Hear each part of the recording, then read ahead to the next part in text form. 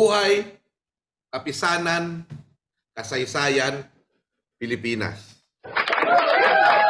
Makasaysayang gabi po sa inyong lahat. Ako po si Xiao Chu, isang public historian. Welcome to Vibal Group, Kasaysayan, Kay Saya. Woo! Mga kaibigan, babalik po tayo ngayon sa ating programa. At syempre po, binabati muna natin ang lahat ng kababaihan dahil ngayon po ay buwan nila. Happy Women's Day. Kaya nga ako po ay nakasuot ng Gabriela shirt. No? Binabati din natin ang ating mga kasama sa DOST, sa SEI, Scholars, no? Sa ating leadership camp ngayon dito sa lungsod ng Tagaytay. Narito ako ngayon muli sa isa sa aking mga paboritong lugar, Taal Vista Hotel. No? At live po tayo ngayon dito mula sa Taal Vista Hotel. Kaya hindi ako nagpalit ng background, ha? Hindi ako nagkunwari na nasa bahay ako. No? May tumunog, mga kaibigan. Tumunog yung ating commercial. Okay. So ganito po, ano, una binabati ho natin siyempre ang ating kasama, no? Sa mga kasama sa hanap buhay dito sa Vibal Group. Wala pa hong ayan, si Joe Art Mandagit, no? Isa sa ating early bird. Pagbati mula sa Imus Cavite, sabi ni Seke Barco, 54 agad ang ating mga viewers ngayon, ano? 56. Salamat po sa inyong panonood, no? Siyempre, una babatiin ko muna ang ating mga kasama, no? Dito sa Bibal, si Bujay Sedutan, Jose Aurelius, siya kasama natin ngayon dito. Siyempre, nandiyan din si Richard Laildinho, Sara Sunga, Jessa Pomar, Venice Balboa de la Cruz, Kim Carl Laurente, Rio Brihino Lim, ayan, Christine Mandigma, at siyempre sa ating Pangulo, Boss L. Presidente, Gaspar Bibal. Ayan, Gaspar Bibal sa Vibal Group. Salamat po. So, ngayon po, ako po ay nag-anyaya ng isang guest na sa totoo lang, very recently ko lang ho nakilala. No? Siya po ay nakilala ko kasi meron hong historiadora na ang pangalan ay Carmen Guerrero Nakpil. Ayan. So si Carmen Guerrero Nakpil po, meron ho siyang mga set of friends, no, na lagi niyang kasama at usually sila ay nagla-lunch. Ngayon, wala na ho si Ma'am Chitang, no? Pero yung anak po niya pinagpapatuloy po yung tradisyon ng kanyang nung kanyang ina, no, na meron siyang CGN lunch club, kumbaga. At nangyayari po ito kapag Wednesday, isang Wednesday sa isang buwan, diyan sa may Kashmir, diyan sa may Bonifacio, Juan Bonifacio, no, Juan Bonifacio Street, no? So, ayan, hinahanap ko lang yung magandang larawan namin, ano, sa lunch club na yan para makita ninyo yung mga pangyayari sa aming buhay, ano. So, of course, yun. Actually, naka-attend ako noon, nung buhay pa nang isa lang minsan, isang birthday niya, nung buhay pa si Carmen Nakpil.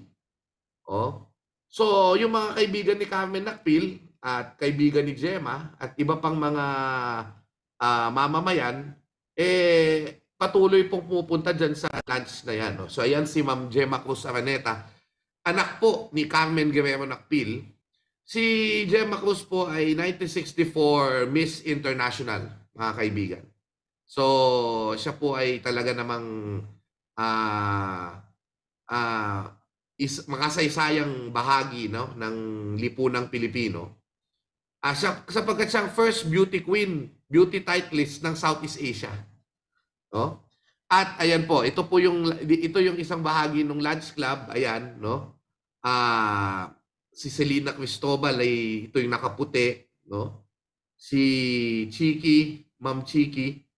At syempre, ito na nga ho. Yung kasama natin dito. Si Manny Bulataw. Ayan, Manny Bulataw. So, mamaya makikilala natin si Sir Manny. Pero habang sana magparamdam na si Sir Manny, ano? Pero Ano? mamaya, tatawagin natin siya ng formal. Siguro tayo muna ay magkaroon ng patalastas. Pag-uusapan natin kasi nalaman ko ang istorya ng buhay ni Sir Manny Bulataw. Kamangha-mangha. Sapagkat may inililinaw tayo dito tungkol sa kasaysayan ng information technology sa Pilipinas. No? Kasi may mga nasusulat po, isa na rin ako, nagsulat din ako ng kasaysayan ng internet. Mukhang kailangan i-extend back pa natin doon sa nalalaman natin ngayon ang kasaysayan ng information technology. So, wag po kayong aalis. Meron lamang po tayong ilang patalastas o paalala. Bertong Kunat! Daryong Dagul! Ano tong balitang pinagkakalat mo dito sa baluarte ko, ha? Anong balita? Huwag ka na magmaang-maangan pa! Ayun ba? Ha? Hindi ba totoo naman? Nasabi ang lunas sa COVID. Alam mo ba kung nasa naman kang mayaw? Nasa naga talaga yun.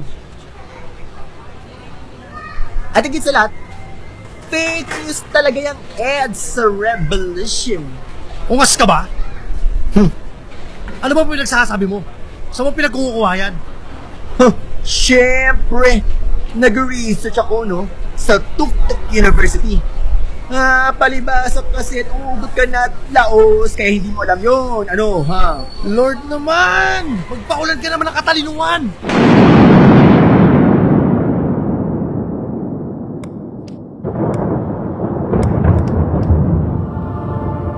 Reliable source of information, sari-saring content na isinulat ng mga eksperto, mga librong di kalidad na abot hanggang sa doomsday, tumawag ka lang sa akin. By the way, hindi ako si Lord. Ako si Vibal. O pre, tingnan mo to. Di ba sabi ko sa'yo totoo ang EDSA Revolution? Oo nga, no? O tapos ito, wala pala talaga sa Naga ang bulkang Mayon. Sabi ko sa'yo eh.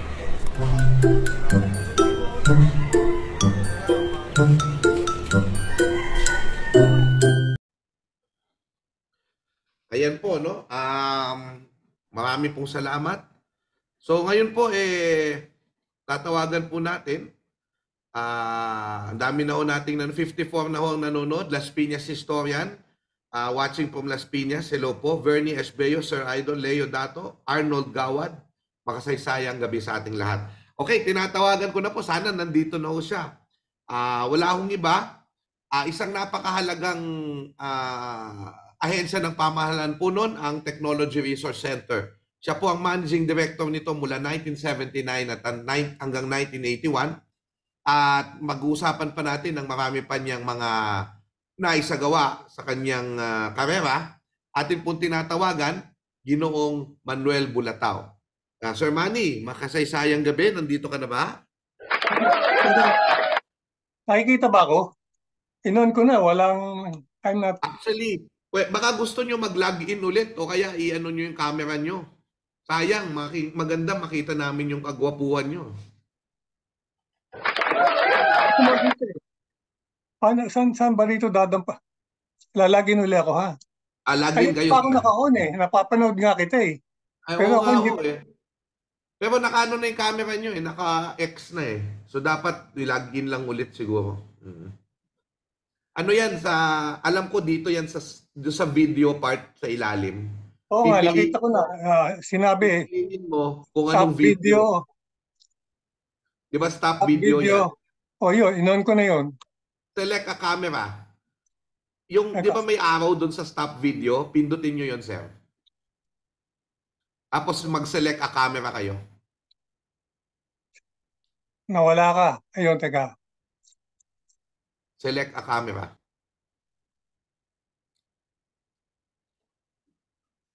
Okay, mag-usap muna kayo at aking hahanapin. Ay, sige lang po. Oo. Select a camera sa stop video, sir. Merong arrow dyan. Makikita nyo. Ipindutin nyo lang.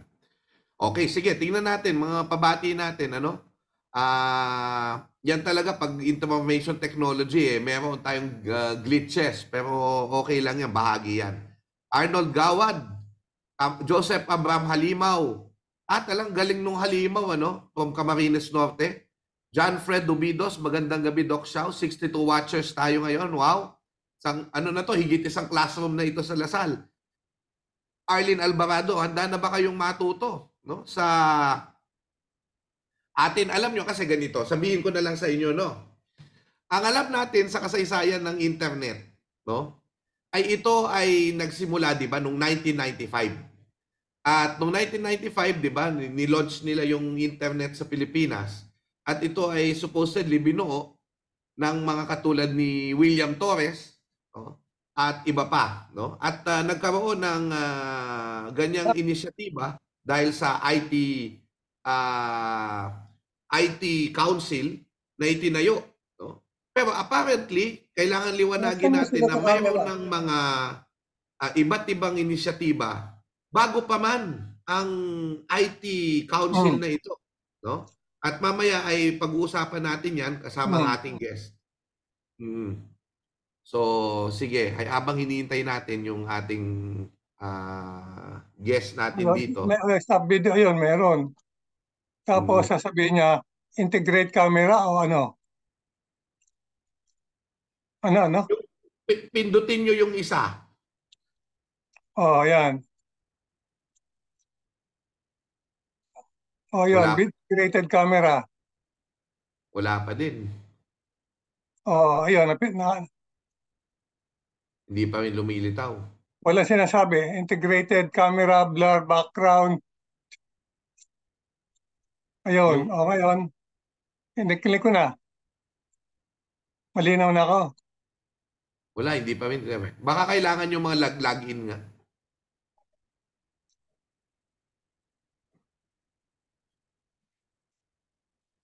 Kung hindi, mapapakinggan lang natin siya pagka hindi lumataw yung camera niya. Nag-log out na nga ako. Lumabas ako kanina eh. Pupunta ulit ako Sayang. sa Gmail. Hindi sir, camera problem yan.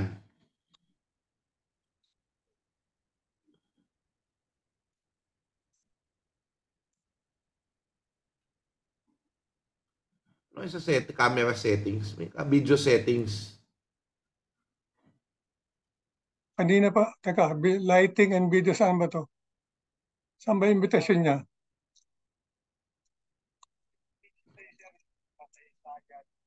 Ayun. Ayun, Isaiah. Ayan, okay.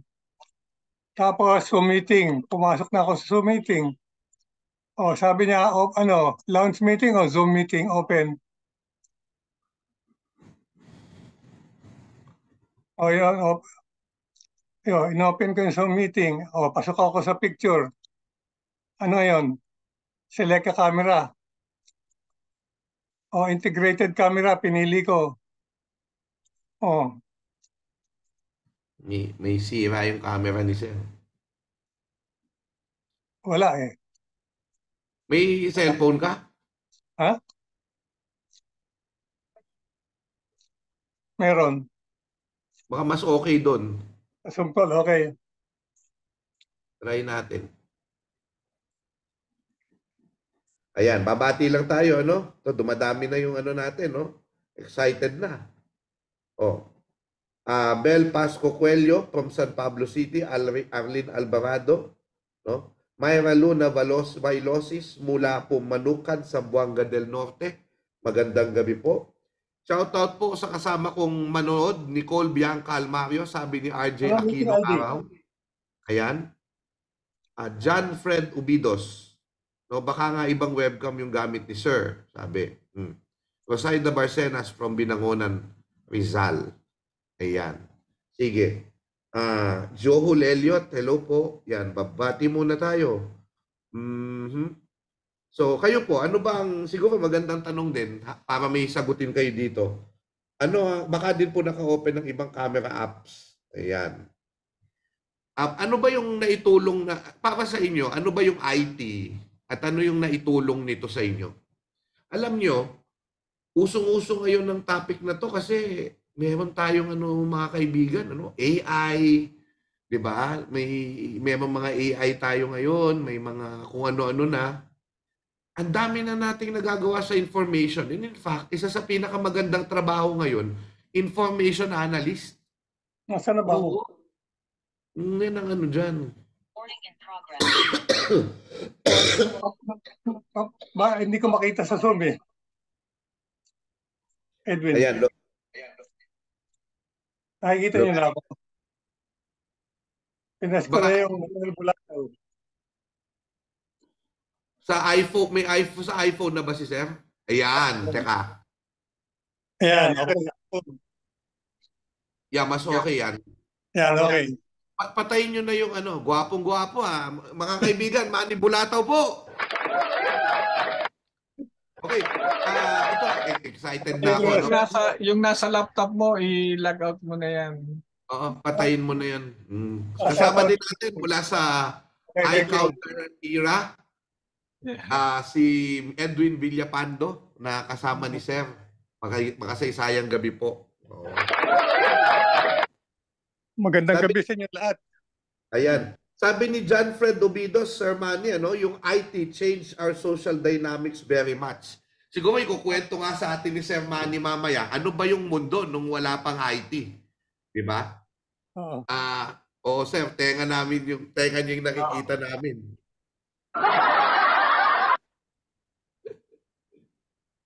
Okay. Yan. Yan. Alright. Namiminig nyo ba ako? Yes, nakikinig. Okay. Very good. Okay, sige po. So, Sir Manny, bago namin itanong yung career nyo, ang favorite question namin dito sa aming programa ay, what is your earliest memory during your childhood? Yung pinaka naaalala yung pinaka maaga ngayon? Anong memory saan? Sa IT o sa buhay? Sa buhay. We talk about life. Yung first day ko sa school, iniwan ako ng nanay ko dahil nagtatrabaho. Tapos, nung sunduan na ng tanghali, yung pinadala niyang tao, hindi dumating. So, nilakad ko mula doon sa simbahan, kasi yung eskwela namin noon sa Peña Francia Church, parang kindergarten. Nilakad ko yun hanggang sa Pandakan. No, grabe. My most, classic experience, hindi ko makalimutan. Parang sabi kasi sa amin, yung earliest memory of childhood it defines you in a way. And if you're going to look at it, ang masasabi namin dito na define kayo in a way because you always love learning and first day of school and I think being independent in a way. No? So sige, let's begin our discussion about your career. What were your experiences as a young man nung bata kayo that led you to become IT? Nung bata ako, wala akong, actually, yung aking uncle na ang tawag nila genius ng electrical engineering ng Pilipinas, si Mr. Domingo Bulataw, nung college siya, scholar siya, at the same time, is a very bright guy. And he became really the problem solver of the National Power Corporation. So naging idol ko siya. So sabi ko someday, I'd like to be an electrical engineer also. Yun lang. Tapos, kabataan ko talaga mahirap Dahil ang nanay ko does not believe homework Parang sa tingin niya, 8 oras na kayo sa eskwela, pagdating sa bahay, sa simbahan naman. Mula sa pagkabata kasi kami yung, kumbaga ang nanay ko yung pinaka religious mother ng community. Yung alam mo yung Lord's devotion. Opo. Gabi-gabi nag-black rosary kami. Ako tagadala ng imahen. Ikot kami dyan sa Barrio Olympia, Makati. Yun ang kabataan ko. I'm not intellectually evolved. Kasi panay nga pala ko ng mga grade ko Pero somewhere along the line, yung punta na ako sa college, tinanong nitong si Domingo Bulataw, tignan ko nga ang grade mo sa math. Sabi niya, 3. hindi ka pwedeng maging inhenyero kung patres-tres ka lang. Ang ginawa niya, pinabalikan niya sa akin yung mga math book from grade 4, yung mga fraction, pinasolve lahat sa akin yung mga problem sa likod. Hanggang grade 5, grade 6, hanggang sa makarating na ako sa trigonometry. Meron siya pangako sa akin, babayaran niya daw ako ng 1,000 pag na-solve ko lahat yun. Nung natapos ko na, sinisingil ko siya sa 1,000. Sabi niya, kasi yung 1,000 parang matrikula na namin yun 150 pesos Opo. ang isang semester nun Hindi naman niya ako binayaran. Sabi niya, ipinangako sa'yo, next semester, flat 1 ka na sa mga math. Abay, nagkatotoo nga. Lahat ng mga 5 unit subject ko, flat 1.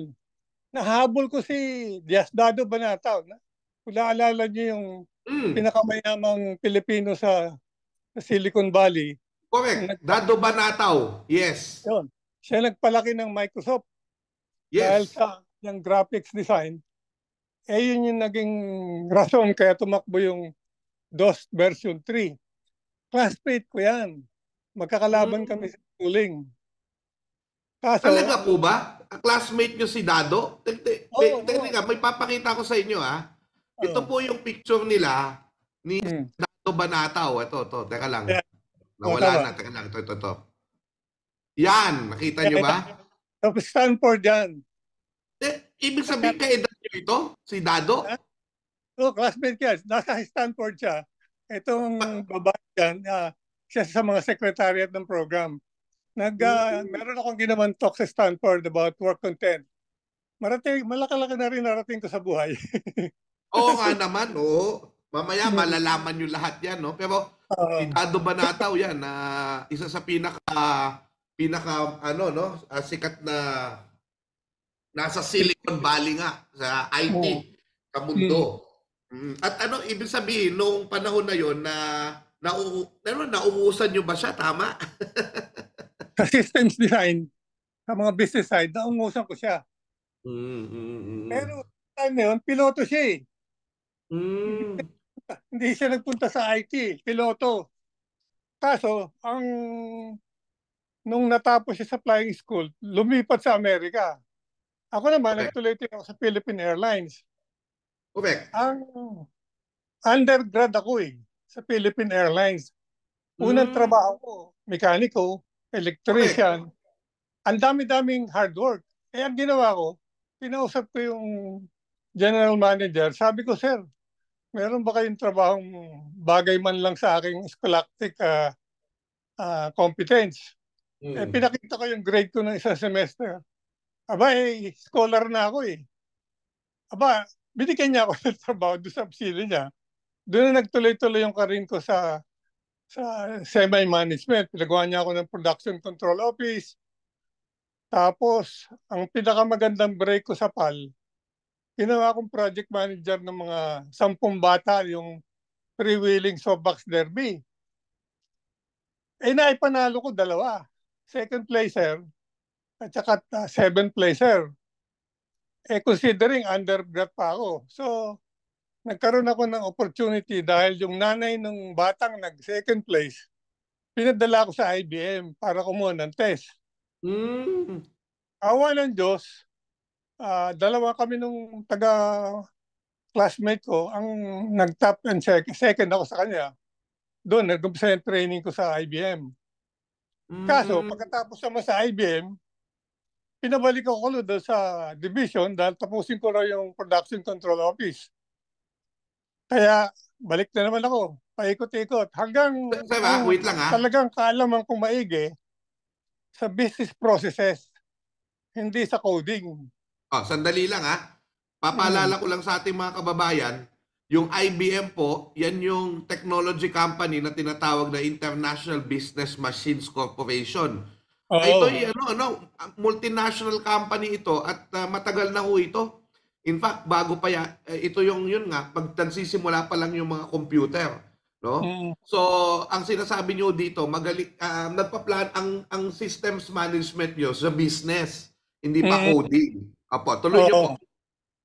Ngayon, meron kasing sa technology development, dalawa ang career na pwedeng daanan ng isang practitioner.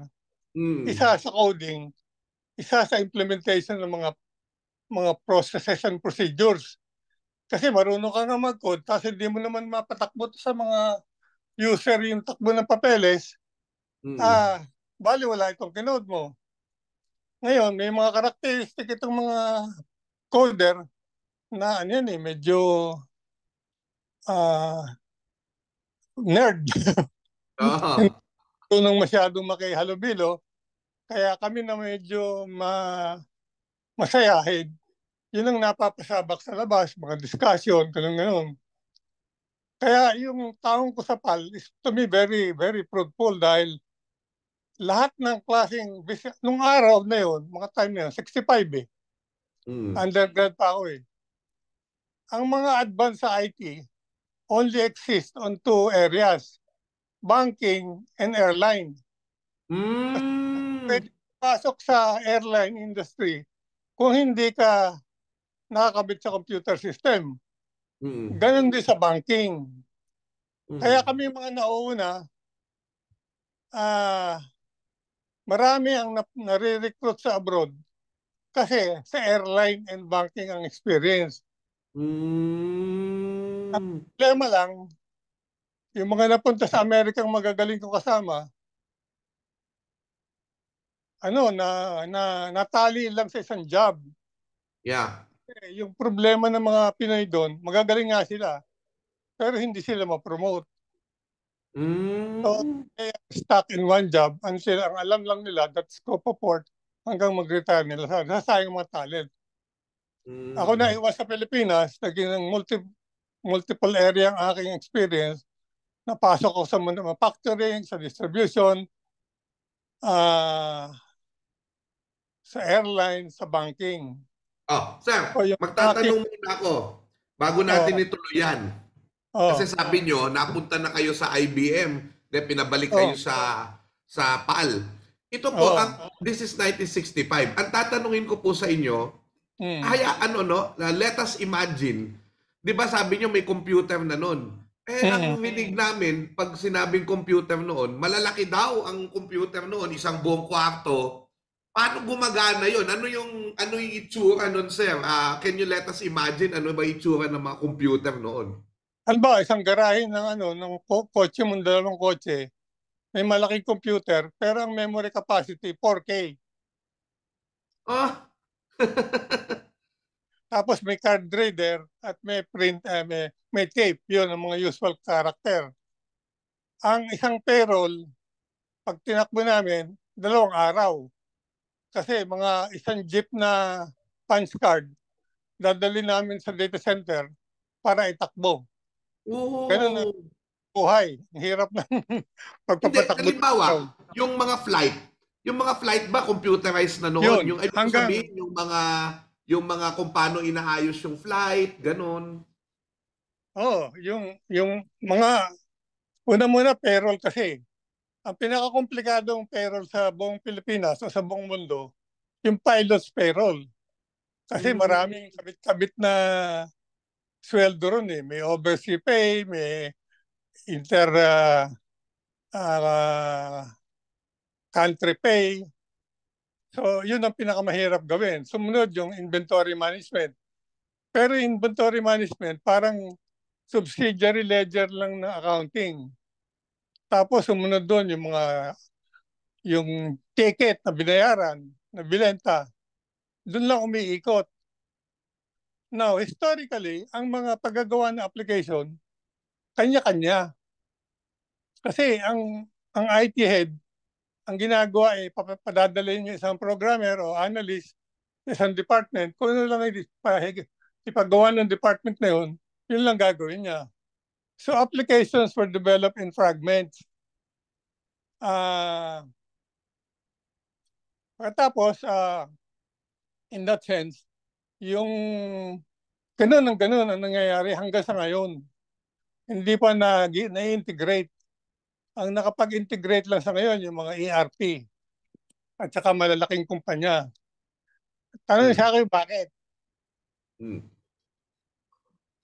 Kasi ang mga inhinyero nung araw lang nakakapasok sa IT. Napakahirap ng aptitude test. Kung Mm, hindi ka sanay sa mathematics, hindi ka halos papasa doon sa test.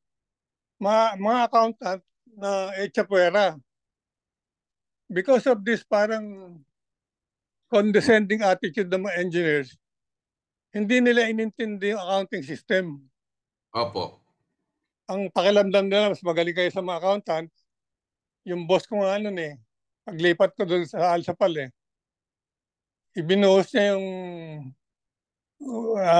kapital ng pamilya niya doon sa sophisticated inkabi na supposedly operation research dahil nag-aaral sa Carnegie Mellon. Ang argument ko sa kanya, pag hindi mo inayos itong proseso ng pagpapresyo ng receiving report, hindi latakbo yun siya. Sabi niya, wag mo intindihin yan. Mga accountant, bin counter. Yun ang yun. Hanggang sa this attitude of engineers na mas magaling sila sa accountant, yun ang nagpahirap sa mundo. Kasi No. ito, gawa ng sistema na sila lang nakakaalam. Leading to a situation na tinatawag na hostage. Alam niyo yung hostage? Mm. Pag ginawa na ng programmer yung program mo, walang nakakaalam kundi siya. Correct. Kaya nga. Magdadasal ka na kung sana wag siyang magsakit, sana wag siya mag-resign. Hanggang palitan na lang ng technology yun at maalis siya at ibang tao na lang gumawa. Yan ang mga history ng pangyayari sa IT world. Mm. Okay. Mamaya, Oh. yan yung advocacy nyo. So, babalikan natin yan mamaya. After nyo sa PAL, hindi ho ba, ano ang naging next nyo? Univac na ba kayo? Hindi pa. Napunta ako si Mr. Mano Alcuaz, nag-form ng first IT consulting firm sa Pilipinas. Mm. Siya na nagbukas. Kasi nasa SGB siya Kasama siya ni Bobby Ongpin. Mm. Ayaw tanggapin ng SGB yung kanyang program na maggawa ng IT consulting. So nagtayo sa sarili niya. Mr. Alcuaz, Araneta yun May mayaman sa buhay yun Correct. So ginawa nila yung Republic Flour Mills. Nagdala sila ng 2 Amerikano at 6 na mga stateside trained guy, Harvard, MIT. Ginawa nila yung 3 application. Ang problema, 18 months hindi pa sila makalusot-lusot kay Mr. Concepcion sa specs, approval. Napasok ako doon, undergrad pa nga ako dahil inirekwenda ko ni Kaiko Likwanan, yung naging presidente ng Ayala Housing. Magaling daw ako. So, napirate ako from PAL ni Mano at ako naging project designer ng ibang application. Yun ang kauna-unahang ERP sa Pilipinas. Kasi napag-integrate ko lahat yung mga accounting application. Like Ano yung inventory. ERP? Ano yung ERP? Oo. Kaso hindi namin tinatawag na ERP nung araw. Yung ERP na uso na lang yan, 1980s Tuwa ng SAP, gumawa ng ganun system. Pero nauna na kami dyan. Yung karunungan nasa isip ko pa. At ERP, Enterprise Resource Planning. Enterprise Resource Planning, ERP. Oh, yeah, that's right. It's a software system that helps you run your entire business. Ngayon nauuso na yan, di ba? Yung mga Monday.com. Yung mga ganun. Pero, alam mo, sa totoo lang, 4 na subsidiary ledger lang yung sa general ledger. Inventory, accounts receivable, accounts payable, and yung mga treasury application. Kaso, ang mga engineer don't see it that way. Kaya gawa ng mga sophisticated program. Karamihan naman ng sophistication nitong subsidiary ledger na to, nagagawa na rin sa Excel. Kaya lang kung ang maganda talaga, i-combine yun ng mga yung database management at saka Excel, meron ka ng ERP na mura. Yung mga bumibili ng ERP na 700 million, 2 billion, 500 million, hindi dapat yun They're buying confusion and mystery. Hala. Pero pagka sinabi nyo yan, maraming mawawala ng trabaho. Hindi naman. Hindi, may improve ang trabaho ng ng accountant. Correct. Kasi pwede i-code ng accountant eh. Kaya. Maglilipat lang ng skill level. Kaya ang advocacy ko nga ngayon is teach accountant to code their own ERP and store manager, even human resource person. Yun ang mga nagawa ko ngayon. Nagtuturo ako pero matanda na ako eh. 79 years old and my energy level is not so strong. Opo. Actually, kaya nga po, inon-air ko din kayo para may ma-inspire at baka gusto lapitan kayo, matuto mula sa inyo at magpatuloy ng inyong gawain. Ano? Oo. Alam mo, I am really bumabagsak ang damdamin ko pag ang isang kumpanyang pagkalakalaki gagastos ng 200 million on a basic accounting system. Na ang sa akin, kaya nasasabi kong madali, naintindihan ko yung bookkeeping eh. Noong 1960, kailan ba to? Mga 66, yung IT head ng PAL, kinuha akong nagsa-sideline job sa Sabado, yung bang bookkeeping accounting ng Max Factor, kinuha nila akong parang clerk sa Max Factor bookkeeping. Naintindihan ko yung pagpo-post ng journal entry at saka although engineer ako. Kaya walang accountant na makakalusot sa akin pag pinag-uusapan ng mga accounting system. Wow. Ito po, bago natin ituloy yung career nyo, kasi yung topic natin, IT.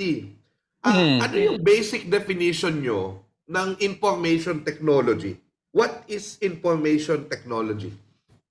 Ang information technology is decision support system that help management manage resources. Kasi ang pinaka-importanting gamit ng IT is yung resources. Kung saan natatali yung kapital.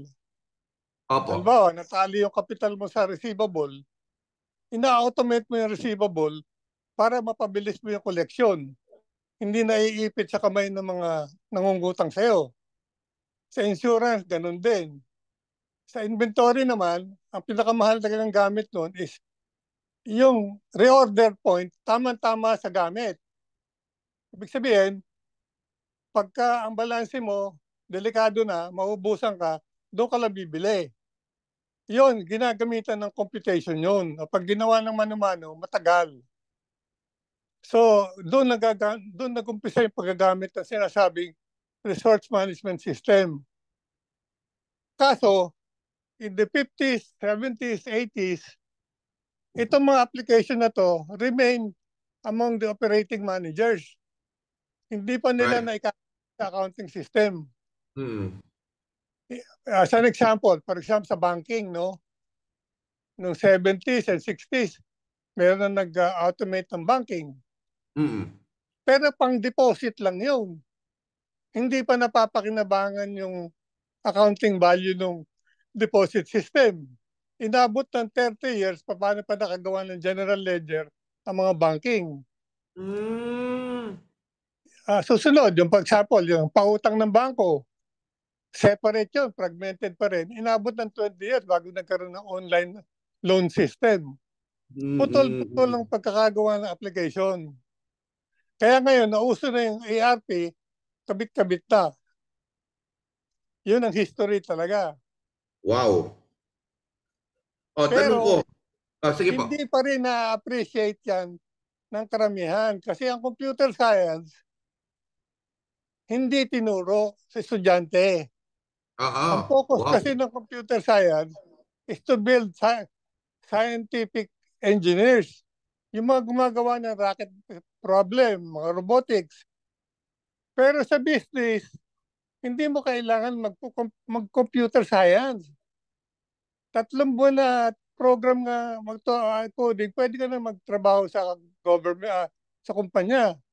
Si Obama nga may sinabing at television, nadinig ko pa nga Sabi niya, if you want to get employed in IT, you just enroll in Oracle, on Google, Coursera. In 1 year's training, pwede ka na magtrabaho.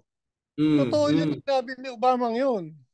Pero ang karamihan ng mga bata at magulang, pag sinabi ng anak, Ma'am, pasok mo ako sa computer science, akala nila malaking malaki. Bago ka makukwalify as a real computer science student, IQ mo, super. Hindi basta-basta tatanggap lang yung eskwela ng computer science student. Kaya yan din aking sambayad boy kasi mahirap kasi di mo naman lalabanan yung mga yan. Makaibigan ko rin nagtayo na Sila Ed Sate, sila Lagman. In fact, in business, 95% ng coding, cut and paste. Cut, kopya ito. Cut, kopya ito. Ma-invoice yan, ma-collection, ma-purchases. At data entry niya, one form. So, yun. Pag nagkukwento naman ako ganito, hindi ako pinapansin. Pero pag hinamon ko sila ng pabilisan ng application, hindi lang ako matatalo. Yan, ma'am. Pag-uusapan pa natin yan mamaya kasi may papalabas tayo na video nyo para din mapuntahan yung website nyo, yung YouTube nyo. Dahil ito nga yung advocacy nyo na nag-educate tayo ng mga tao to complicate their minds. At hindi natin magamit yung mga natututuhan natin kasi hindi naman lahat tayo yung magnanasa. Diba? Ang kailangan dito, that is correct. Nagko-computer science dapat tayo for systems na kailangan natin dito sa Pilipinas, sa bansa natin, sa business, sa gobyerno, no, yung mga pwede nating pakinabangan dito at mapabilis nga ang ating mga gawain. Tama. Kasi meron nga may mga younger officers dan. Madaling-madali akong dinidismiss pa sinasabi, Mr. Bulata, luma na yun not updated. Pero pag nakaharap sila sa debate, believe you me, nung isang meeting na pinag-speak sa Philippine Computer Society, ang title ko, Why IT Fails. Si Brigadier General Dante Costes, Philippine Computer Society President, pagkatapos ko magsalita, sigaw ng sigaw. He is a real consultant. Ang tanda ko na, tatawagin pa akong ganun. Ito I will, ito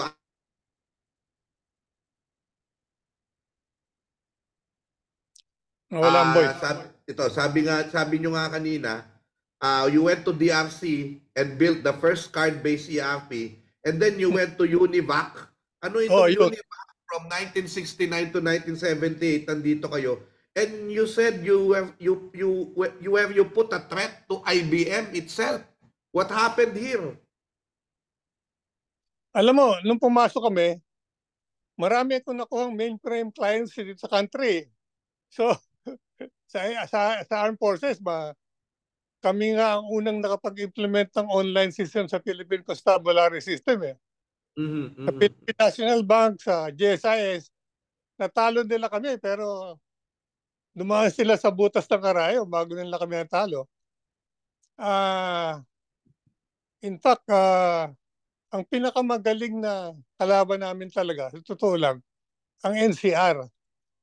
Kasi ang mga NCR, magagaling gumawa ng application Pinatakbo nila yung SSS tsaka Philippine National Bank. Pero itong mga iba, wala silang napatakbong local application. Panay binibili. So, ano itong NCR na ito? National Cash Register. Okay. Sila ng ATM noon at saka yung mga teller machine sa harap ng bangko. Malaking kumpanya yan during my time. Boros, NCR, Fujitsu. Ibig sabihin po, noong 1960 na ATM? Oo, sila dominant sila noon. Yung Ah, mga ginagamit na ATM initially, mga NCR machine yun. pero yung ATM, ano yun? Gano'ng malaki ba yun?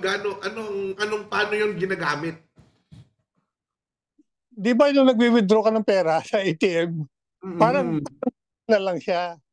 Parang kumbaga yung mga laptop terminal, kaya lang Mm. meron siya taga-proseso, taga-bigay ng pera. Yun lang ang Galing. technology nun. Wow, wow, wow. Pero At ano yun least, big time application na kagad yun. at least nai-imagine natin kasi ako naipanganak na ako, may card na eh. Hindi ko sabihin nung lumaki ako, may card na eh. So, Mm. ito noon pa even before that. So, Mm. yun nga. Ano yun, bakit naging threat sa IBM yung inyong ginawa? Well, in every bidding, kabado sila sa amin. Mhm. Aha, aha. Ibig sabihin, kasi parati kami nagiging sa evaluation, competition lagi kami.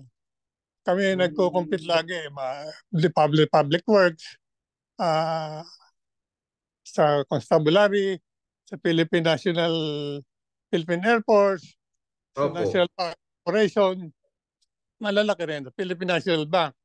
Yung mga mainframe user nun, hindi nila na-domina ang market. Sa private Oo. sector, hindi kami makapasok dahil wala kami product eh. Yeah, yeah. Noong Hmm. 1970, sabi ng inyong profile, you were the first exporter of the Volkswagen inventory system to Jebsen Motors in Hong Kong in 1970. Oo, yun. Yun ang kauna-ahang export income ng Pilipinas sa software. Hmm. Yung Volkswagen all over the world, meron silang tinatawag na magnetic card strap na ginagamit. Pag isang distributor ka ng Volkswagen, mandatory may kasamang ah, parang accounting machine na may magnetic stripe na may kasamang aleman Mm-hmm. pa-station doon sa country kasi yung nagko-control ng inventory management. So lahat ng bayan na bebentahan kag-ride sila ng Volkswagen distributorship, merong aliman at saka kasama yung magnetic stripe card. Nung pagpasok ko sa Guevara family, being the distributor of the Univac product, naisip ko na i-automate yung inventory system. Ang Mm. swerte ko naman, yung kanilang operator na Pilipino ron, nakapasa sa test sa amin sa IT. Ginawa akong programmer. Mm-hmm. Kinalikot-kalikot namin yung system, ginaid ko dahil kabisado ko naman ng punot dulo ng inventory sa airline at saka sa Republic Flour Mill. Napatakbo namin yun. Napauwi namin yung German kasi mahal ang bayad sa kanya eh. Ang Tapos tindi, no? nalaman ng Hong Kong na, oops, meron na pala kayo. Nabenta namin sa Hong Kong. Hindi na kami nag-progress to other countries dahil yung system hindi na na-update sa tape system eh. Nag-iba-iba Mm-hmm. na ng technology, kanya-kanya na rin country ang gumawa. Tama. Hmm. Pero ang ganda no kasi tayo ang nag-export ng teknolohiya noong panahon na Hmm. yon. Now, anuhin ko lang sir pasadahan lang natin dahil ang bilis ng oras no. Hanggang alas 9 lang tayo so 8:27 na. Pero pasadahan lang natin itong experience nyo. Kayo po ay kailan ho kayo nagturo sa UC Berkeley? Pagpunta ko doon ng 2013, naging, meron akong product na I call work content. Mm. Hindi ito directly IT, pero Opo. magandang, yung bang procedure manual, tinagni-tagni ko into one pages. No? Operating procedure ng pag mag-handle ng receivable, makapal na manual yun eh. Pero nagawa ko na putol-putulin yun, depende sa work stages. At napapagawa ko sa worker. Kaya yung isang kumpanya, for example, yung Bigan dito sa Pilipinas, Mm. Bigan Redrying Corporation ni Lucio Tan, hindi sila qualify sa joint venture sa Philip Morris Oo. dahil wala operating manual. In the early years, di ba yung mga big Chinese company, wala namang operating manual eh. Oo. Parang nasa isip lahat ng production manager paano gagawin.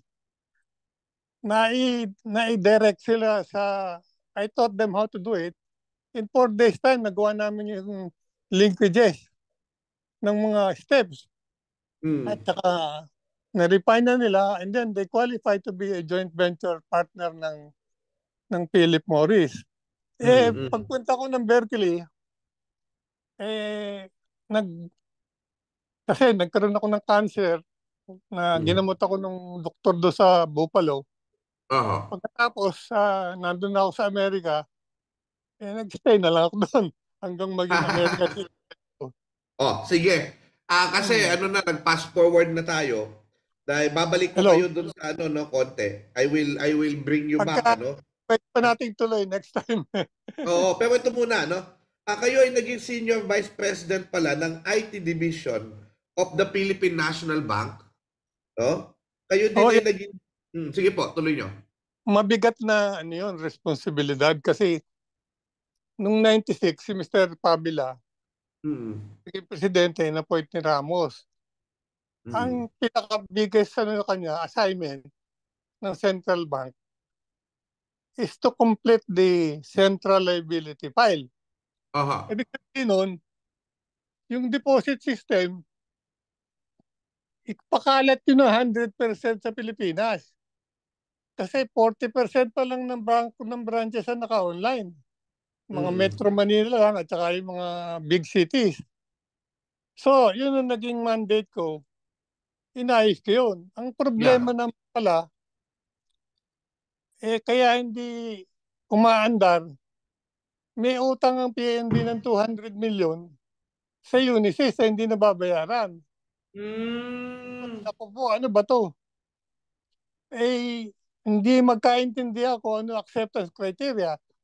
Samantalang ginagamit na naman ng bangko for 3 years yung mga makina.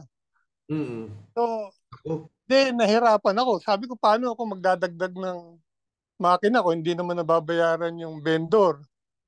Tapos, ito pa, masakit. Binigyan ako ng ultimatum ng Unisys. If you don't settle within a week, we will pull out our maintenance services dun sa 40 branches. Sabi ko, naku po. Kung iba-ibang IT head lang, matatakot, di ba? Paano kung mag-breakdown na yung mga makina, walang mag-maintain kundi yung vendor. To my luck, naintindihan ko paano tumakbo yung teller. Ang kulang lang ng teller machine, yung printer, wala sa Pilipinas. Dati kung taga-Univac, so nagtawag ako ng mga kakilala sa Amerika, meron silang printer na second hand. Ang nagawa ko doon, imbes na 1,500,000 ang investment ng bangko sa isang branch, takbo ko sa 200,000 pesos using clone at saka printer. Kaya nabuo yung buong network ng PNB. Pero yun, marami pa mga challenges na nangyari. Like yung 24-hour online sa international, napatakbo ko rin. Tsaka, maraming nagawa ko. Kaya lang medyo hindi kami nagkasundo ng bagong board. So, nasiba ko ng end of year. Okay, ito, naging Deputy Commissioner kayo ng Bureau of Customs. Kailan mo ito? 93, 94 nung pinaprepara namin yung Bureau of Customs pagdating ng mga consultants. Ngayon, nung magdatingan ng mga consultant, humiwalay na ako dahil I don't support the strategy adopted by the UNDP. UNDP. Kasi inaano nila yun dinidiktahan ng UN yung kapag nagpondo sila sa isang project, kailangan sumunod ka dun sa terms nila. But Hindi, you were also... nagpondo noon, World Bank. World Bank, Pero ang condition ng World Bank, gamitin yung sistema ng UNDP. Yeah. Yeah. Ang pagtatalo ko nun, ayaw kong gamitin dahil sa tingin ko hindi kumpleto. At tayo rin Pilipino gagawa. So meron kaming conflict of Yes. direction of commissioner. Perspective. So, alis na lang ako. You were also project director of the Malaysian Trade and Transport. How did this Yan. go? Ayan, maganda yan. Nung kasi nagbisita rito si Minister Ho ng Malaysia, Labor Minister ng Malaysia, naging Opo. visitor ni Mrs. Nakpil at saka ni Blas Ople sa TRC. Panahon ito ng ng 1970s, 1980s. No, 79, 80 na yun somewhere there. Opo. Ang swerte ko, nung nagpepa ako, kasi sa Technology Resource Center, pag may dumadating ng mga bisita, ako nagiging presenter nila Parang si ma'am, gustong-gusto ko yung magkwento kung anong ginagawa. Sila, lalo na si Miss Nakpil, tuwa yun sa akin na pag ako, Sandali boss ni Sir Manny Bulataw dito, si Carmen kanina, binabanggit natin kanina, Carmen Guerrero Nakpil, naging boss niya dahil siya dati yung, ano ba siya, director ba siya noon ng Technology Resource Center? Director General siya. Opo. Basta meron siyang gustong taong impress, ako hihilahin niya para maging spokesperson ng institusyon. And Opo. madaling salita naman, medyo natutuwa naman siya sa akin. May mga masasayang panahon na I delivered, ika nga. Yes. Very, very exciting delivery ko pa nga dun Yung World Bank Committee headed by Jeff Carter to visit the Philippines to approve the 600 million loan ng Metro Manila at the time. Opo. Ang problema natin in those early years, hirap tayo sa credit standing sa World Bank. Correct. Yes. Kasi historically, parang galit si Carter kay President Marcos for declaring martial law. Yeah. So, at the same time, ang sabi nila, ang technological position ng country medyo hindi naman credible na pautangin. So ako na atasan ni ma'am na mag-present kung ano ba yung intention ng program. Sa madaling salita, na pasaya ko naman si Jeff at saka si Dr. Mercredi and a few other World Bank consultant. In fact, nung bumalik si Ms. Marcos sa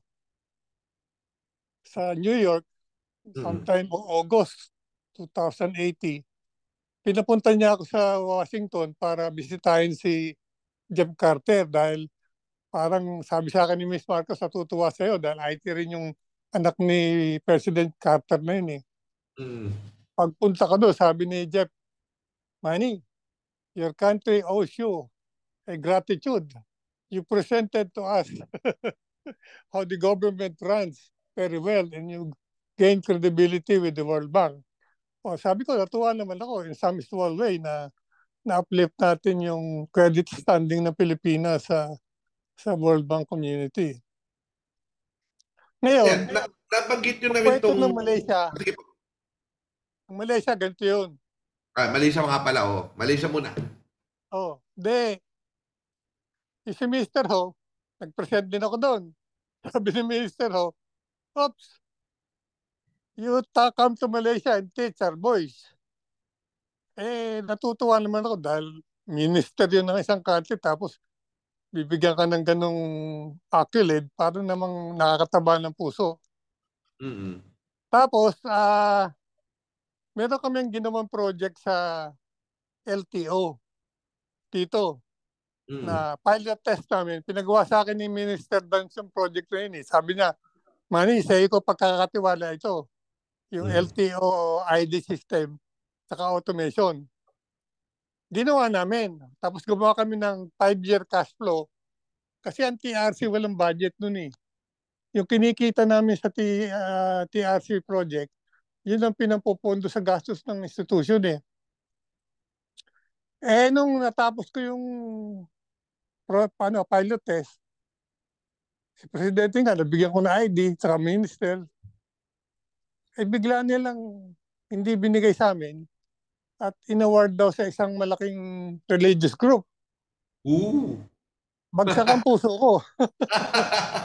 Ano kaya religious group yun? Huwag na nating tatanungin. Pag natatanungin, mahirap eh. Sabi ko, alam mo naman, idealistic ako nun. Parang yung panahon namin na ibinuhos paggawa ng sistemang yun. Araw-gabi yun, dugo. Dugo yun, dugo paggawa nun. Naku. Kaya, yung ang sinabi ko na lang, alis na lang ako dahil kung ganito ng ganito mangyayari, wala nang katuturan ng gagawin ko dahil magiging politically target pa rin yung naumpisa namin eh. When was this po nung umalis kayo? Ha? 1981 na ba ito? Oo, 1983, 81 na. 81. Doon naman, natsempohan ko na may dalawang project ang Malaysian government. At yung distributor doon ng Univac, Pernas Trading, gustong-gusto ko dahil nung ako nagpapatakbo ng Pilipinas, sa akin sila lagi humihingi ng support. Believe naman sila sa Pinoy, sabi niya, kayo na gumawa nito. Ginawa namin yung LTO ng Malaysia at saka Minister of Trade.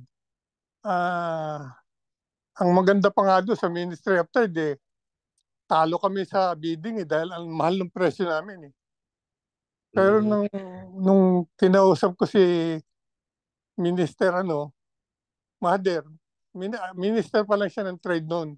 Opo. Sabi, when I talk to your people, so you can listen.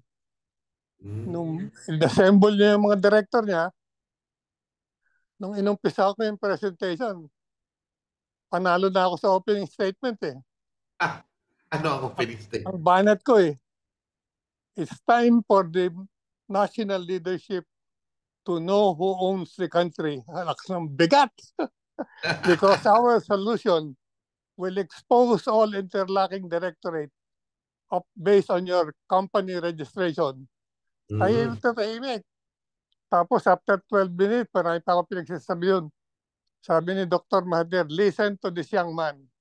He knows more about our Bumiputra vision more than you do. So yun. Doon ako nakukuha ng project.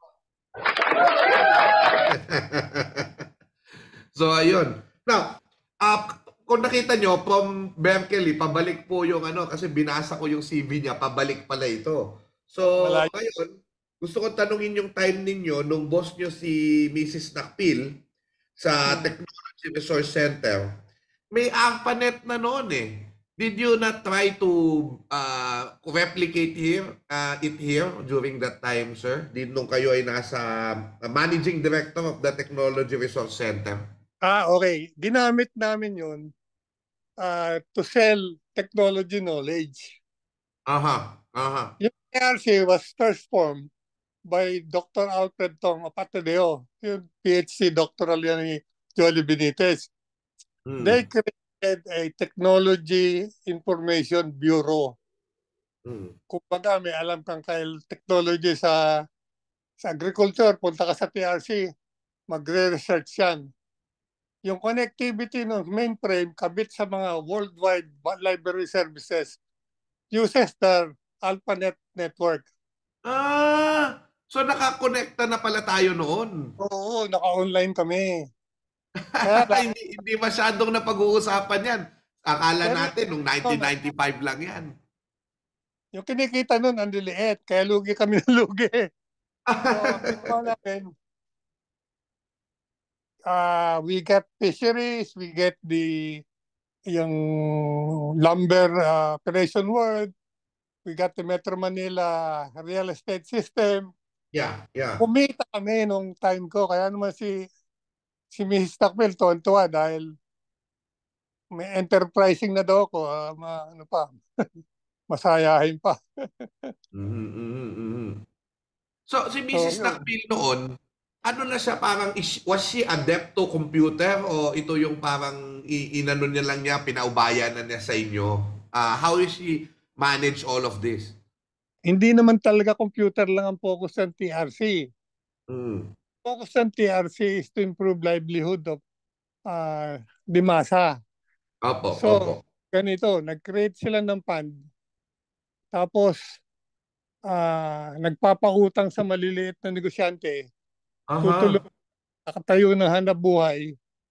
Tapos, tutulungan ng technology. Magandang programa, nakakataba ng puso. For example, yung gagawin ng isang eskwelahan, yung mga scholar doon na nakatira sa boardroom ng mga eskwela, imbes na basta scholar sila, binigyan sila ng parte-parte ng lupa. Eto, magtrabaho kayo, kumita kayo. Yun, tinutulungan yung paggagawa nila ng pagpa-plant. Marami, kasama si Silvia Muñez Ordonez. Ang gagaling na staff yung grupo ni Mrs. Takpil. Si Mrs. Takpil, propagandist yan eh. Ang Mm-mm. galing-galing niyang mag-image building ng institusyon. Correct. Kaya ang galing-galing ng rapo namin sa mga other agencies. Kaya marami nagpapagawa sa amin ng trabaho. Ako naman, Mm. dinadala naman niya doon yung mga officer ng gobyerno na we are also very successful in making them realize na pag nag-automate sila, mas maganda ang trabaho. So doon nag-boom ang IT growth ng government. In addition to katulong namin no si Colonel Sanchez ng National Computer Center, nagtatandem kami no na pa-improve ang IT society. Marami akong ang tawag nga sa akin ng mga IT dun pillar daw ako ng IT. Yun ang Kaya ang nga in-interview namin kayo dito para maintindihan namin itong kasaysayan at kahit papaano kahit maikli lang itong usapan natin, meron kaming naintindihan kahit papaano na mm, paano ba yung una noon at paano natin na-develop ito at yung actually yung problem pa rin. Now, indulge me sir, kasi gusto ko nang ipatugtog itong mula sa inyong YouTube channel na iCount Era Enterprise Resource Applications, no? Nasa YouTube po ito. dapat And siguro yung CIOs, web-based system design, yun ang maganda. yun na ba? Wag na yung chaotic. O pwede pa rin. O Yan yung yung maganda. chaotic na lang. sige. Kasi yung CIO's guild. 7 minutes lang ito. And then after that, we Sige. get some questions from our audience. And Okay. then let's learn more about your So, magano muna tayo, mag-mute muna tayo. And we are listening to we will listen to the video po nitong si Sir. At please, no, subscribe to his YouTube channel. 12 days ago pa lang ito. So, bagong-bago yung kanyang video. Panoorin po natin. CIO's Guild, Chaotic IT Management. Matuto po tayo. Within the dynamic landscape of digital evolution, the Chief Information Officer, CIO, holds a pivotal position, entrusted with steering organizations towards technological advancement. However, lurking beneath the surface of progress lies a troubling reality: the CIO's culpability in fostering chaos within IT management. From perpetuating a culture of digital hostage-taking to overseeing fragmented app development and team assignments, the CIO's oversights exacerbate inefficiencies and impede organizational progress. Compounded by a lack of coding discipline and understanding of relational database systems, the CIO's inability to rectify redundant data architectures and enforce effective documentation practices perpetuates disjointed systems and operational inefficiencies, highlighting the urgent need for strategic reform and a renewed focus on technical proficiency and collaborative innovation. The failure to halt the pervasive culture of digital hostage situations within the organization has resulted in significant setbacks for our IT operations. Despite recognizing the detrimental impact of ransomware and other cyber threats, the lack of decisive action has allowed these issues to persist, undermining our digital infrastructure security and reliability. As a consequence, the organization faces increased vulnerability to data breaches and operational disruptions, leading to compromised customer trust and financial losses. The CIO's tolerance of fragmented application development practices has exacerbated inefficiencies and hindered our ability to deliver cohesive solutions. By allowing disparate teams to pursue their own development initiatives without adequate coordination or alignment with broader strategic objectives, we've encountered challenges in integrating systems and maintaining consistency across platforms.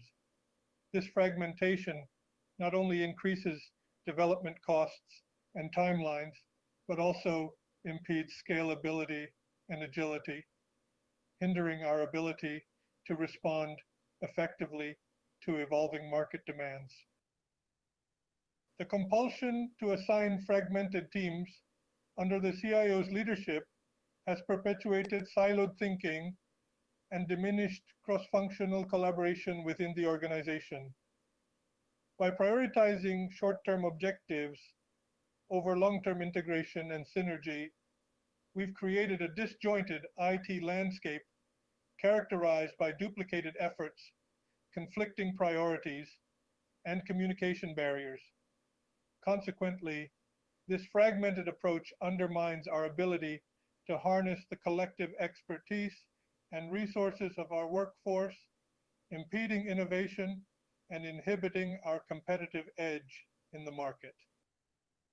The CIO's lack of programming or coding expertise has left us without the necessary leadership to enforce coding discipline and best practices within our development teams.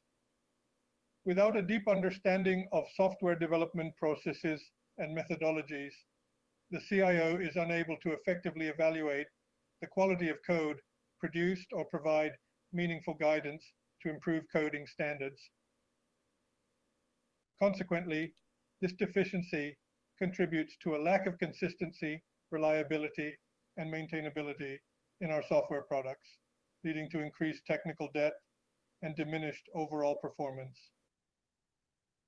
The CIO's unfamiliarity with relational database systems prevents effective intervention to address duplicated data architecture issues within our IT infrastructure.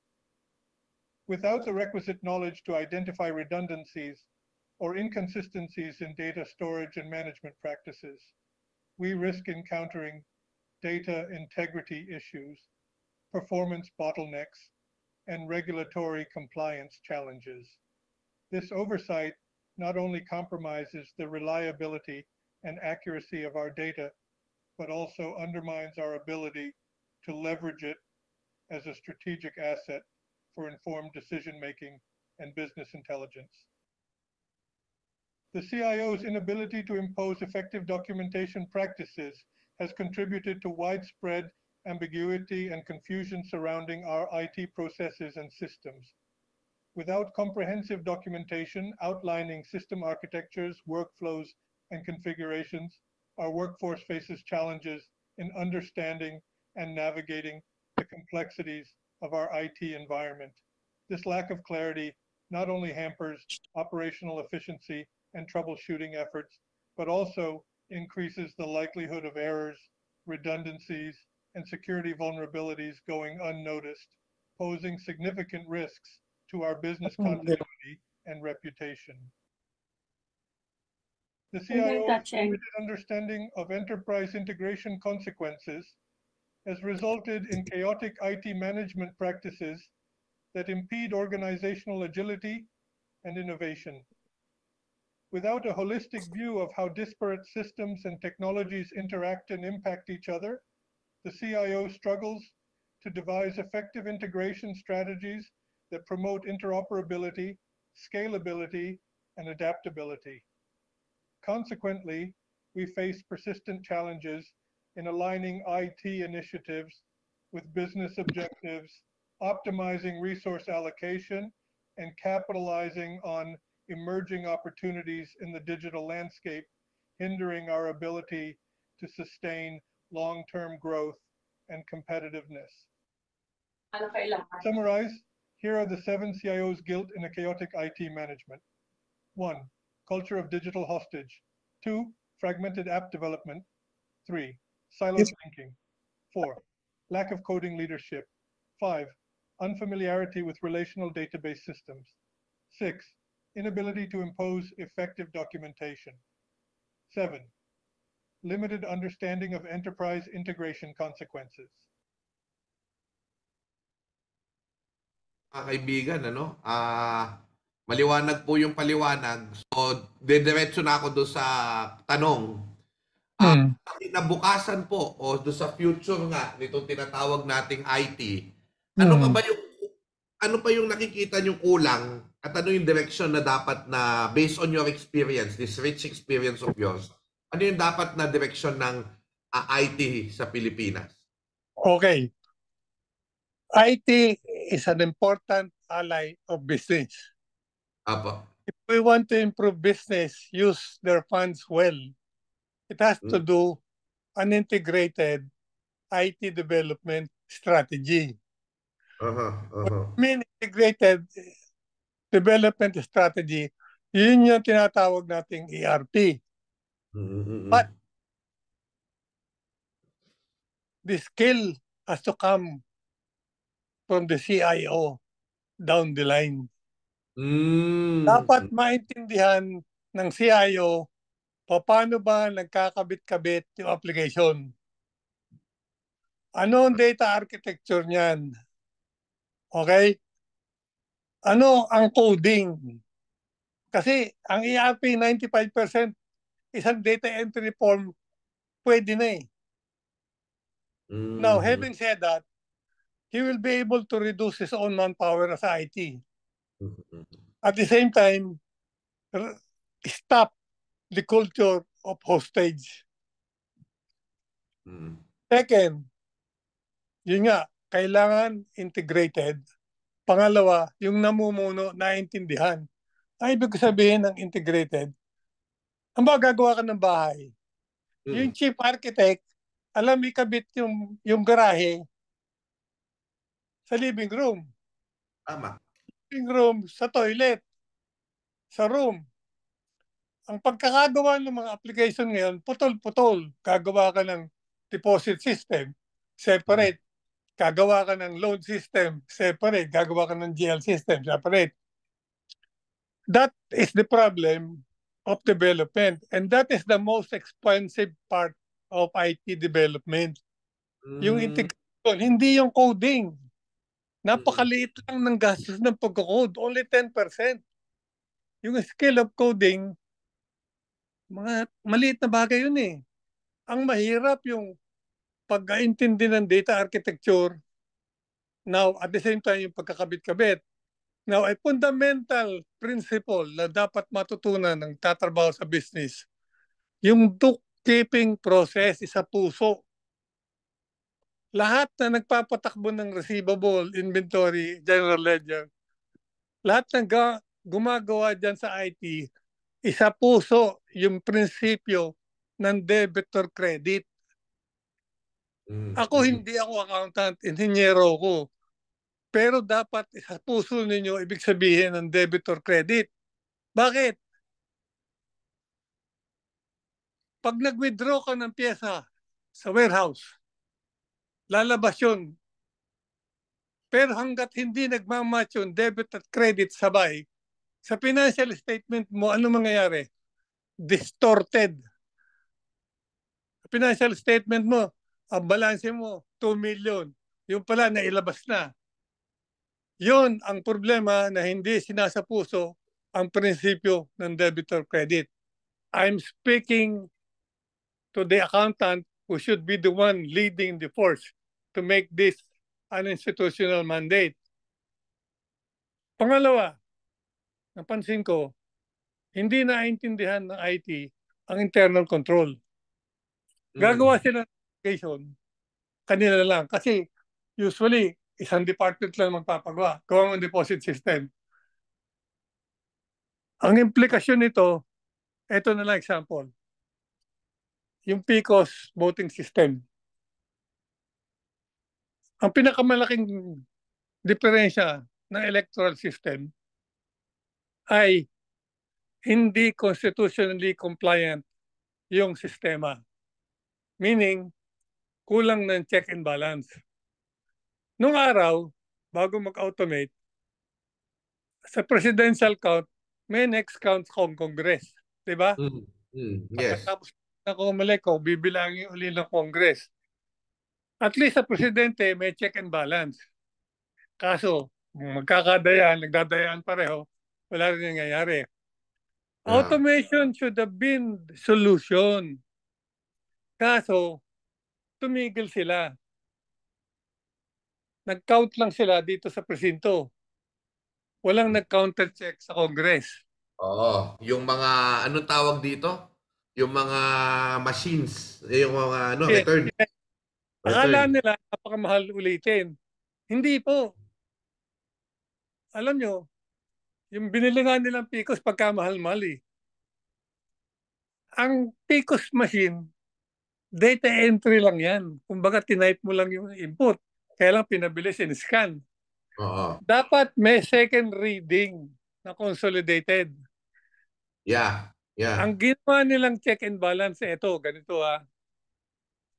Naggawa sila ng transparency server at the time main server. Kayong mga audience ko, kayong mga estudyante, damdamin ninyo, unawain nyo ito sinasabi ko. Yung transparency server at saka main server, theoretically, are built-in check and balance. Right. Okay. But, let me ask you, sino ang nag-code nung dalawang system na yun?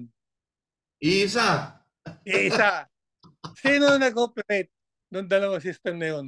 Isa. Isa. Now, are you telling me that there is transparency and check and balance? Simple-simple, no? Ang dami ko ng taong pinagkalat. Nung kami actually, nasa Amerika ako, sinundo ako ni Congressman Willie, sino ba to? Boyson Villarama. Kaibigan ko. Villarama. Atenista yan eh. Kaibigan ko yan. Sabi ko, Manny, paano mo matutulungan? Punta ako ng PLA, balik ako, nasa Amerika na ako, binalik ako, ikot-ikot kami. Pinag-aralan ko. Yun ang nakita ko. Ang dami namin kinausap, mga Comelec, natatakot sila second reading, akala nila mahal. Sabi ko, hindi, ganun kamahal yun. Malaki na yung 20 million ginastos mo compared sa 7 billion na binibili sa harapan. So, hindi naman sila maniniwala dahil sabihin ng mga bata, huwag nyo nang pakinggan si Mr. Bulata, matanda na yan eh. Hindi yan updated. Sabi ko, bullshit. Hindi pa naman ako senile, no? In fact, siguro, among my peers, ako nakakapag-code pa. Makakasulat pa ako ng receivable system, accounts payable system, open source pa.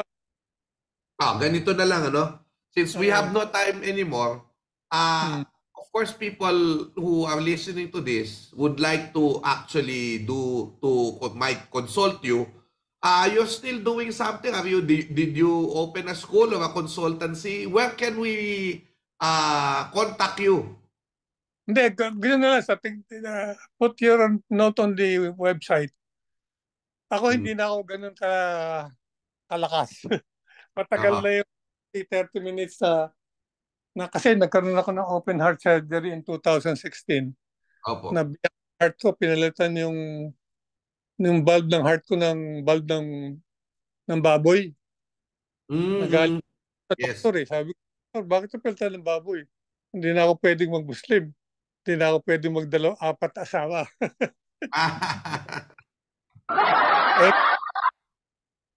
O sige, salamat sa panahon ninyo. And Mm. I enjoyed talking to you. I hope you learned a lot from my lesson. Mm. Bisitahin niyo yung website. Tignan niyo yung one-page system design. Anong Makakapag-design website po kayo. This is the Huh? iCount era website. Era. Oo. Oo. Yung one-page system design, that's the best protection for digital hostage. Kasi documented mo yung sistema. At malinaw na malinaw, hindi mahirap gawin. Kahit accountant pwedeng gumawa. Okay? Ayan So, po. Mhm. ang gusto kong mangyari, ma-educate itong lay professionals. Matuto sa mga gusto kong sabihin.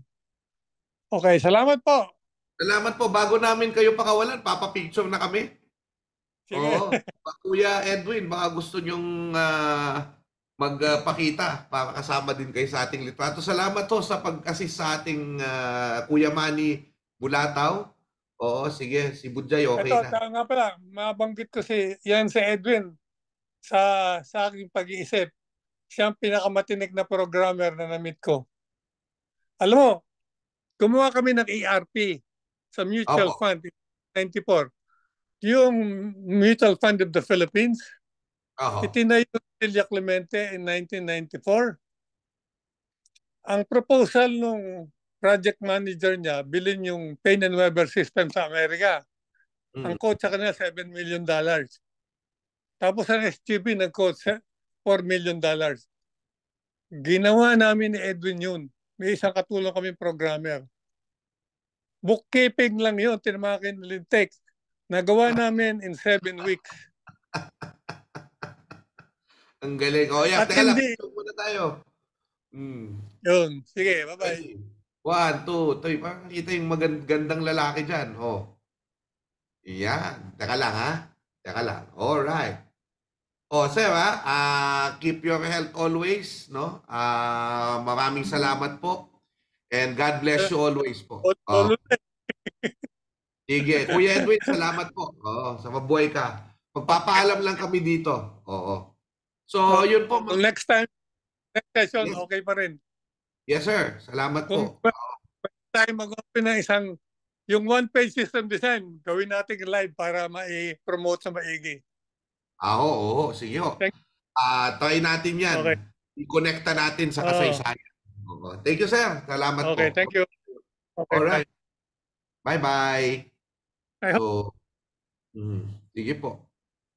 So, yan po, no? Marami pong salamat sa ating Kuya Manny Bulataw sa kanyang pagbibigay liwanag sa atin dun sa, at least nagkaroon tayo ng idea kung paano tayo yung ating journey mula dun sa walang information technology tungo sa pagkakaroon ng information technology. Pero merong mga puwersa na parang ang dating pinapakomplika dahil gusto nilang sarilinin yung kumbaga kung dahil sila rin yung nakakalam, sila rin yung magsosolve, hindi na de-democratize kumbaga yung mga sistemang ito sa mga businesses natin at binibigyan tayo ng alternatibo ni Sir Manny Bulataw. Hindi nga siya nagsasabi na kunin nyo ako, no? Isipin nyo lang, pag-isipan nyo yung kanyang mga sinasabi at baka may maitulong po sa ating lahat, no? Yan din po ang aking i-connecta ko na sa aking field of work. No? Yan din po ang aking ginagawa sa ating kasaysayan. Di ba? May mga tao na ang trabaho ay magsaliksik. Hindi ho nila pinapakomplika ang kasaysayan, pero kumbaga sa research, kailangan gawin nila yon, di ba? Pero ang ginagawa natin, syempre, ilapit ang kasaysayan sa taong bayan. So, yun din ang gusto ni Sir Manny, ilapit tong mga sistemang ito para mas magamit ng madla. Yan din ang gusto natin sa kasaysayan. Kaya nga, pagkausap ko siya, pagka meron kaming CGN lunch, talagang ang balitaktakan namin ay napakaganda at sumasang-ayon ako sa kanyang mga sinasabi. Kaya sa nagpapasalamat ako sa kanya at naanyayahan natin siya. So, muli, ako'y nagpapasalamat sa inyo. Gawin nating simple ang buhay natin. Let's not make our lives complicated. Yan ang leksyon sa atin. Kung hindi, masira ulo natin, mamadadali ang buhay natin, kumbaga.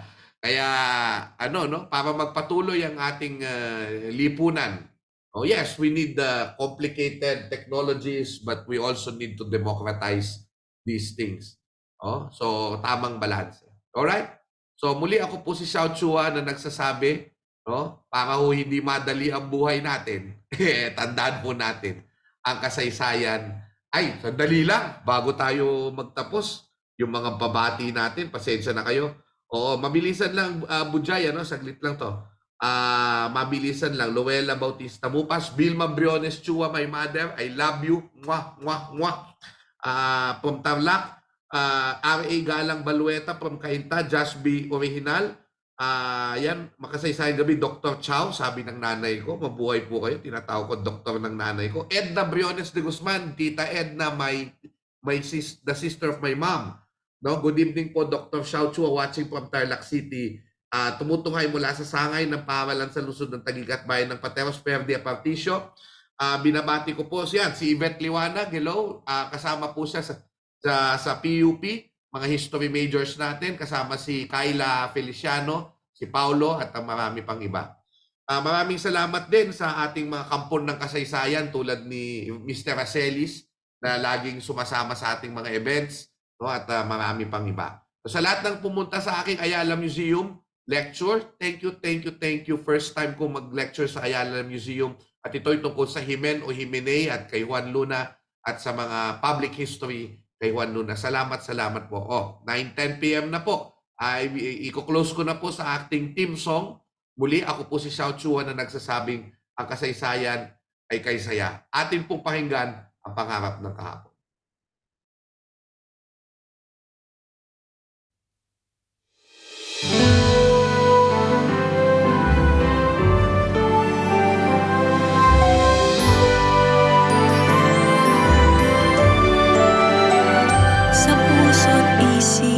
Laging kukupkupin mga gunitang sa ating nakarating. Bayan pukawin sa diwa't damdamin. Pangarap ng kahapoy ating tuparin. Marami pang bagay